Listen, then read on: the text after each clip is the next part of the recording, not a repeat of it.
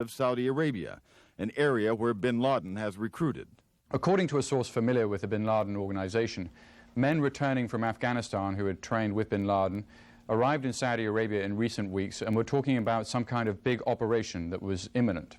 The FBI searched this apartment in San Diego, where in those final stages, Monday before the attack, 3 men left town in a hurry. They had the truck right here that was moving out. Did that seem unusual leaving anywhere? I mean, I never seen nobody move at midnight. The trail of another accused hijacker, Mohammed Atta, in the months before the attack, led from Hamburg, Germany, to Florida and a series of flight schools, rental car agencies, and apartments. Then back to Hamburg, a return to Florida, and a final trip to New England, where he boarded a Boston to Los Angeles flight that eventually crashed into the World Trade Center. U.S. intelligence sources tell CNN the entire terrorist operation required so many people and special skills that they believe several terrorist groups had to be involved. Egyptian Islamic Jihad, led by this man, Ayman Zawahiri, a close bin Laden associate, is one of the groups getting close scrutiny by U.S. analysts. They were photographed together about 3 years ago in Afghanistan. A second man who has not been seen in more than 20 years is also being scrutinized. Imad Mughniya, who is suspected by U.S. officials of masterminding a string of terrorism attacks against Americans, including the 1983 suicide bombing of the U.S. Marine barracks in Beirut that killed 241, has had numerous contacts with bin Laden since 1994, including face-to-face contact in the Sudan at an Islamic conference. This, according to Western and Mideast intelligence sources. A founding member of Lebanese Hezbollah, Mughniya is believed living in Iran. U.S. officials remain convinced that bin Laden was behind Tuesday's attack, but believe the day's mega-terrorism marked the debut of a new, larger, and more dangerous organization, a group with many heads and many faces. Mike Betcher, CNN, Atlanta. A new day is breaking in New York, and more streets of Lower Manhattan will reopen in the coming hours at the site of the World Trade Center. Rescue operations still underway. Garrick Utley's been updating us from New York. Let's join him again now. Garrick. Yes, Zane, it's interesting to hear this term rescue efforts operations. It's exactly what they are, of course, but the fact is, as you pointed out a moment ago, is that no one's being rescued. No survivors have been found in the last couple of days, and there's no assurance that they will be found, although hope is still there. On Friday, there's a lot of activity continued, as you can see there at the site. There are also some inspections and visits there. Some federal officials from the Federal Emergency Management Agency went to the site to tour, and of course what they've been seeing there, well dressed as you can see from top to bottom, and you can also see how it's gotten cooler there, in fact even chilly. What they are finding, of course, is what everybody else has been working with, not only this horrendous pile of rubble, but the result of 7 buildings destroyed totally or partly, not just the 2 towers, but 7 buildings totally or partly destroyed, several others damaged. 15 million square feet of office space has been destroyed. Also, we have some new film, or videotape, I should say, amateur videotape of the disaster scene there. This was taken at the end of the week, and you just look and it tells its own story. First along the waterfront there, along the dock area, and there you see some strollers. Obviously, mothers or parents were out with their tiny children.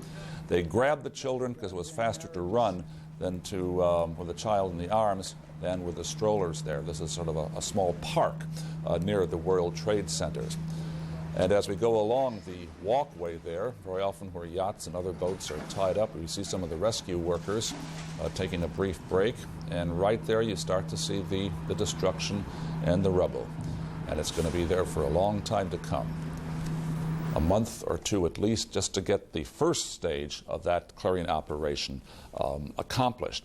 But let's check in right now with Alessio Vinci, who is our correspondent on the scene, to get the latest as the Saturday morning breaks here in New York. Alessio. Good morning, Garrick. Well, we are well into the 3rd day of this operation, or as you mentioned, rescue operation without anybody being rescued. Hundreds of rescue workers continue in their effort around the clock in trying to dig somebody out of that big pile of rubble. It seems to me that looking at these people working so hard, they must have only one goal in their mind, and that is to find somebody somewhere underneath that big pile of rubble alive.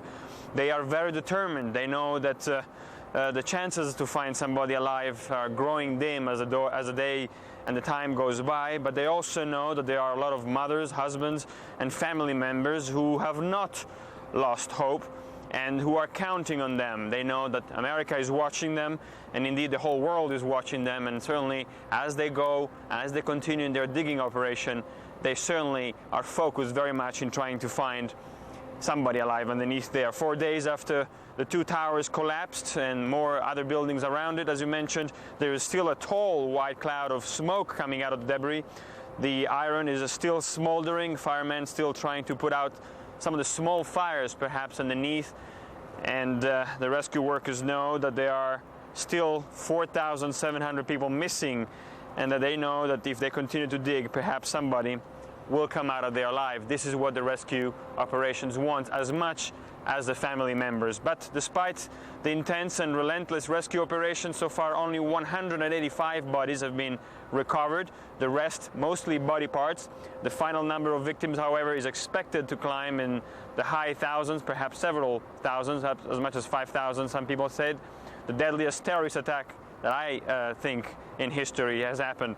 Rescue workers have been using a mix of heavy equipment like two large cranes to lift the large block of concrete, but at times also been using their hands in trying to remove slowly some of the debris, perhaps in fear of damaging a dead body. More than 13,000 tons of debris has so far been removed. They've been taken to Staten Island. There the FBI is sifting through it in search of clues, in search of any evidence, and perhaps they can give us more about who exactly those hijackers were. Back to you, Garrick. Thank you very much, Alessio. Well, if this week has been traumatic for those living in the United States, particularly in New York City, it's been doubly so for one specific group. Those are Muslims in the United States. They're not a small group, spread across the entire nation, some native-born here in the United States, some who have immigrated from other lands. They, of course, fear that they will be held responsible, at least for in the eyes of many Americans, for what happened at the World Trade Center at the Pentagon. Held responsible not directly, of course, but perhaps through association. They see troubled times ahead. Richard Blystone visited a mosque in Brooklyn. A community rich in immigrants, sharing the time-honored aim of making it in America. Still on good terms with their old cultures. Still strong in their faith, Islam. Atlantic Avenue, they proudly say, is the oldest Arab community in New York, and as stunned as anyone by Tuesday's carnage. It's shocking, it's horrible, you feel very bad, you know. What's different here is fear of taking the blame. All Arab American and Muslims in this country that resides and live and make their living in this country are as good as American as anyone else that came from all over the world, and they love the American flag just like anyone else, and they have nothing to do against this country, and this is one of the reasons we are living in this country. Nonetheless, Atlantic Avenue today is keeping a low profile, lest the rash of slurs and slights and insults get more serious. Ahmed Morsi is passing out a letter in Arabic from the New York District Attorney, telling Arabs and Muslims where to call if harassed or attacked, like his own mother on Tuesday. She was spit at, go back to your country, die, this and all these different slurs and different, my mother. Islam is a religion of tolerance, says the Imam, Abdul Rahman Tafa, a religion that forbids ignorant wars between nations. Muslims from 22 nations come to pray here. We all feel the pain of what happened, says the Imam, and he asks, please give blood, money, whatever you can to help victims of the disaster. But if the attackers were Muslims pursuing what they saw as a holy war, did Islam attack America? Jihad is for defense and defense only, he says, and anyone who preaches otherwise doesn't know Islam. The Quran says if a man murders another human being, it is as though he killed all humanity. This Friday service ends with special prayers for all those who were killed, including at least 50 Muslims. Richard Blystone, CNN, Brooklyn, New York. What we're seeing there is the makings of a real test of understanding and tolerance here in the United States. Zane? How are New Yorkers trying to get back to normal? Well, each one does it in his or her own way. During the week, people have gone to work, although it's been very hard to concentrate on the job, obviously. This weekend, they'll seek some diversions, but I don't think many people are ready yet to go to a comedy and have a good laugh in the film, in the cinema or in a theater. I suspect it's going to wait until Monday. The stock markets will be open, and probably you have to have a week after the original tragedy to start to get back to normal. But what is normal, after all, particularly here in New York? We're used to a lot of shocks and hardships. The city's going to come back, and that means the people are coming back, but it's going to take time. Garrett Gutley, thanks. Jonathan. Across the nation, Friday was a day of prayer and remembrance. People took time from their daily routine to pray for those who perished in the attacks. In the Capitol, President George W. Bush joined past presidents, members of Congress, and other officials at a midday prayer service at the National Cathedral. And as evening fell, candles began glittering across the country as thousands of people held candlelight vigils. Flickering lights brightened a small Pennsylvania courthouse near the crash site of hijacked Flight 93. Meanwhile, in the Northwest, in Seattle, hundreds memorialized the lives lost and affected by the attacks.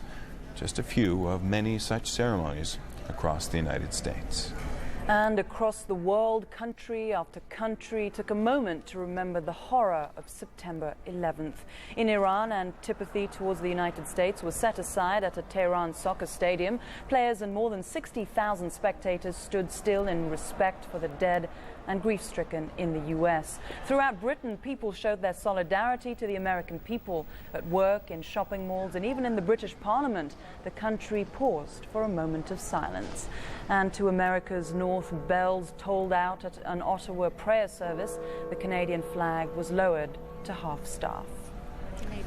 The mood was also somber at NATO headquarters in Brussels. There, too, a day of mourning, but also a day of hard reflection.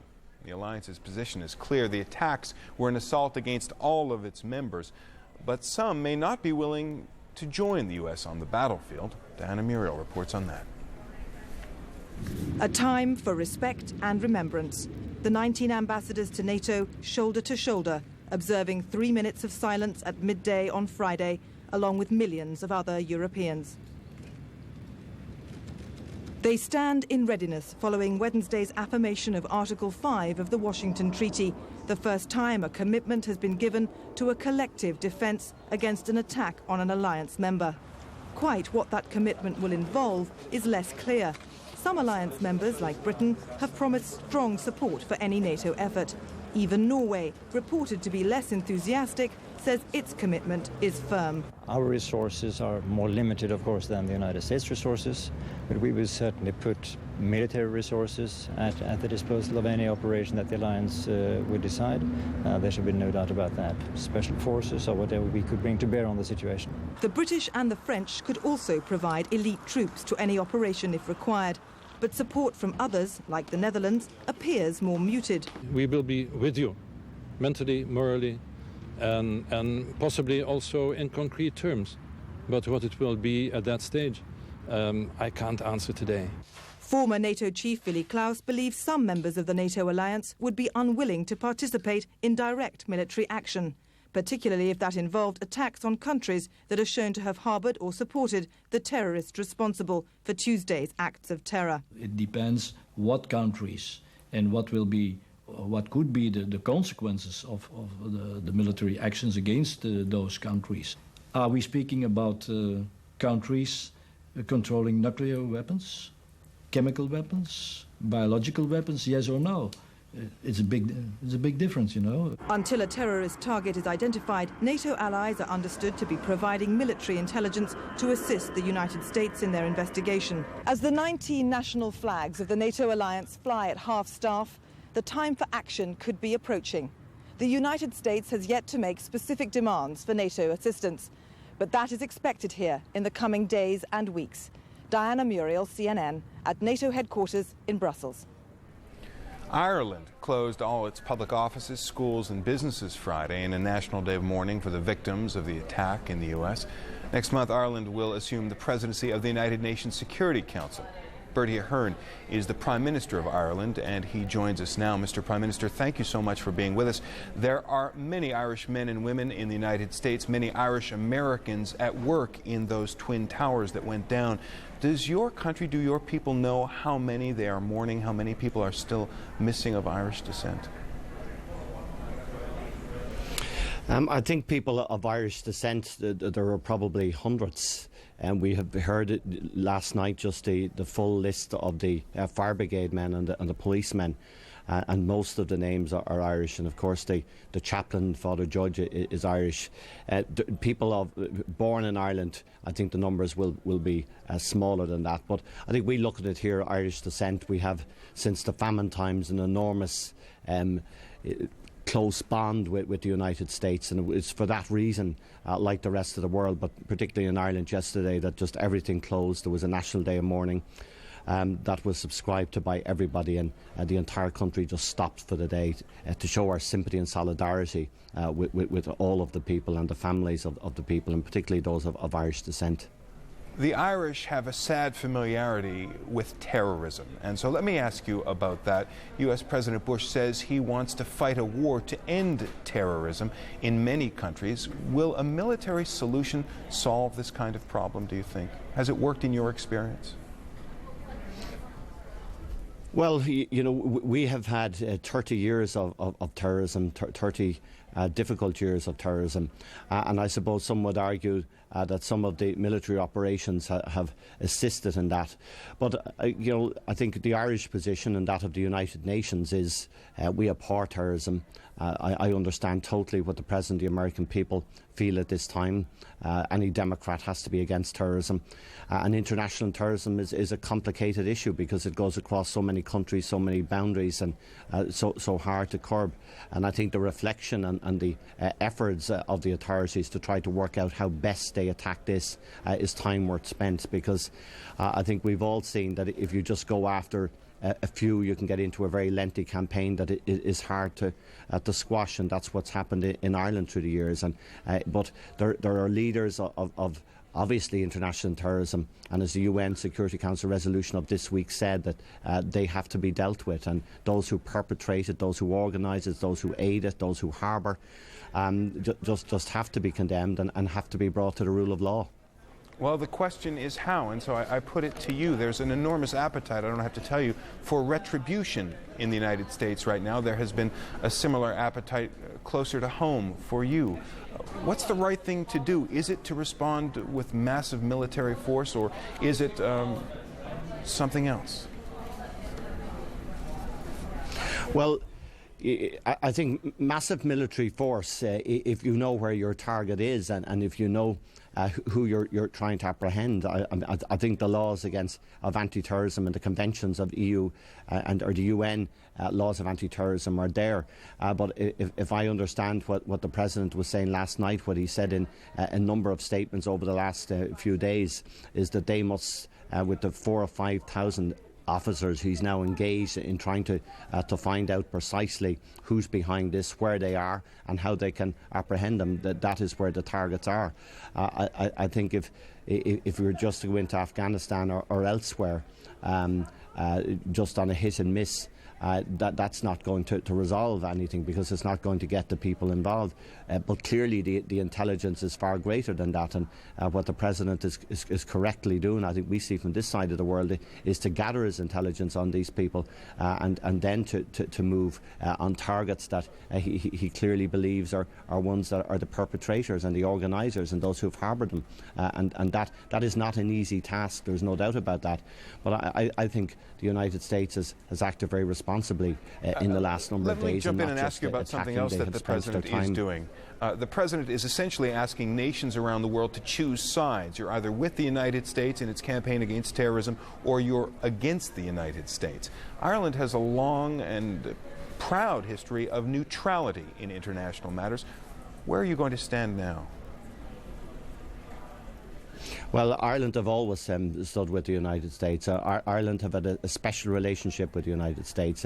America has always been helpful to Ireland. When last Tuesday afternoon, when we heard of the terrible tragedy events, I was with Ambassador Haas, who was helping us on Northern Ireland. So I think Ireland's position is clear on that. Yes, we are a military neutral nation, but we have played always an honourable and a very significant position in the United Nations, and we'll continue to do that. And as you said at the outset, we will be taking over the presidency on the 1st of October on this two-year term that we have, and we look forward to playing a supportive role to the United Nations, honouring the UN conventions and honouring the strong anti-terrorism conventions that have been signed, and particularly 1269 of October 1999, which is extremely strong on anti-terrorist activities. The United Nations is an institution devoted to diplomacy, devoted to dialogue and negotiation. Right now, the United States wants revenge. No one is talking about negotiation here. No one in Afghanistan, we've been hearing from our correspondent there, is talking about negotiation either. Ireland is taking on a new and important role in the UN very shortly. Is negotiation necessary now, or is the time, as the United States seems to feel, for action? Well, it would seem bin Laden and others will not be much into negotiation, and never were. And obviously, if the President and his assessment of those of his advisers are that these are the perpetrators, these are the organisers, the UN resolution of this week is very clear on that matter, and I'm sure that is what the United Nations is going to follow, with the support, I think, of the democratic world, and hopefully the decisions to be taken, and they are enormous decisions. But what has happened has been an attack on human dignity. It's been an attack on the civilization of the world. It's been an attack on all those people who believe in peace and justice. And obviously the United States and I think everybody else will understand the actions that have to be taken.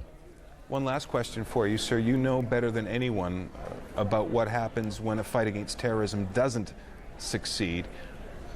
Is it the right time to sound a note of caution? Should the United States be warned by you and other leaders that things could go very much worse, perhaps, if they aren't successful? Well, as I understand, what the President has done is not to rush to reflect, and as he said, this is not going to be short, this is going to be long term. And I think, as we all know, and we know in Ireland, that terrorist acts can go on for a considerable amount of time. If you're trying to chase the leaders who hide in caves and hide in mountains, it's very hard to thwart their full efforts. But that does not mean that you do nothing. And clearly action has to be taken. But I think the President and his advisers must carefully calculate how they can, it's very hard to eliminate it totally, but how they can go a long way towards dealing with these terrible murderers. Prime Minister Bertie Ahern of Ireland, thank you so much for speaking with us. Thank you very much. Well, India's leader is also extending support to the United States. Prime Minister Atal Bihari Vajpayee offered condolences to the victims of Tuesday's attack and made this prediction. As you know, terrorists have struck yet another blow at the United States of America, at humanity, at the civilized way of life. But I have not the slightest doubt about the eventual outcome. Democracies, open, free, and plural societies shall prevail. Our prayers rise for those who have been killed. Our hearts go out to those who have lost their loved ones. Every Indian feels for them.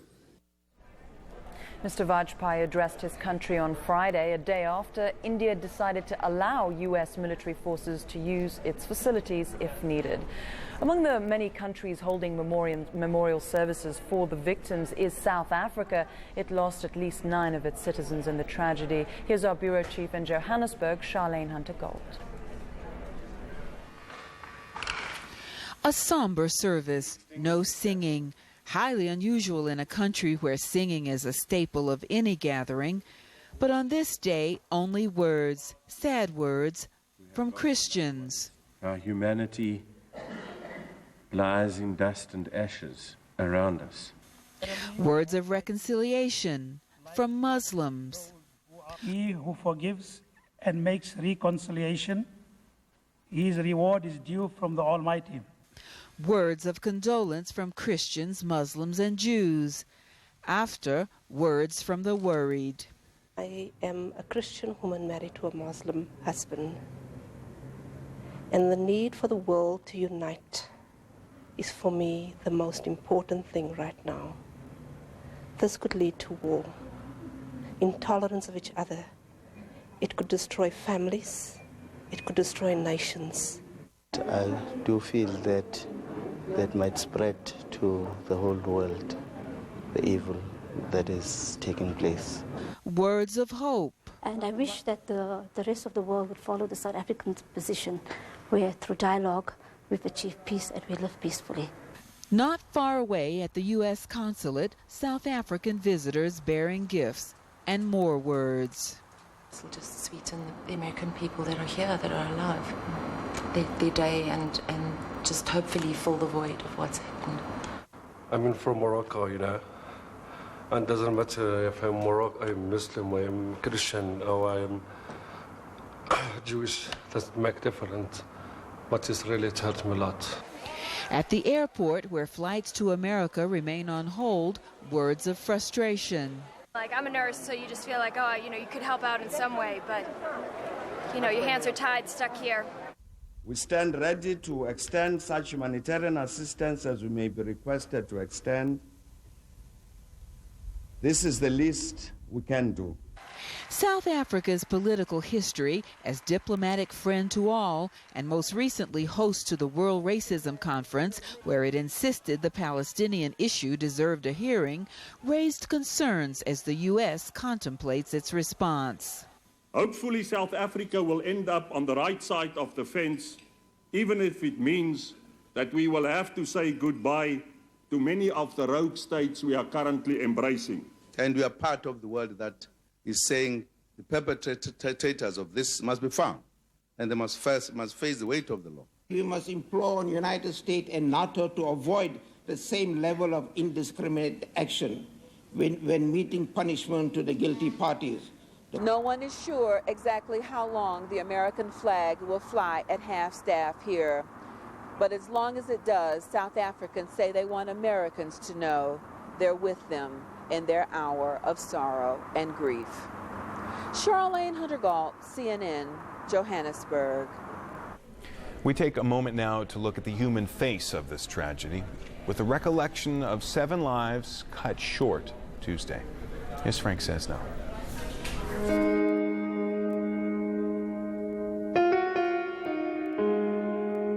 Lost on United Flight 175 from Boston, headed to Los Angeles. Ace Bailey, a Stanley Cup champion, the director of pro scouting for the LA Kings. It would have been his 32nd season working in the NHL. Mark Bavis was flying with him, a young Kings scout who played hockey for Boston University, where his twin brother is now assistant coach. Lisa Frost was a star student, graduating first in her class from Boston University this year. She was headed to see her parents, Tom and Melanie, and getting ready to start a new job next week in San Francisco. Sean Nasani and his girlfriend, Lynn Goodchild, took off for a vacation in Hawaii. They were active and athletic. He, especially, loved to run and ski. Ronald Gamboa managed a Gap store in Santa Monica. He and his longtime partner, Daniel Brandhorst, were headed back to California. With them, the son they had adopted together, David Brandhorst. United Airlines 175 crashed into the World Trade Center on September 11, 2001 at 9:03 a.m. Eastern Time. We want to update you now on some late developments as we look at pictures of the search and rescue effort in New York. 2 men taken from an Amtrak train Wednesday in Fort Worth, Texas, were flown to New York last night for questioning. They're believed to have important information about the terrorist network behind Tuesday's attacks. In his visit to New York, President George W. Bush told firefighters and rescuers that he's determined to eradicate terrorism. Mr. Bush is now at Camp David talking with his National Security Council about how to respond to the attacks. And the second so-called black box from the wreckage of United Flight 93 in western Pennsylvania is being analyzed. Investigators say the cockpit voice recorder appeared to be in relatively good shape. Washington has heightened security across the nation considerably since Tuesday's attacks, but President Bush is calling for more.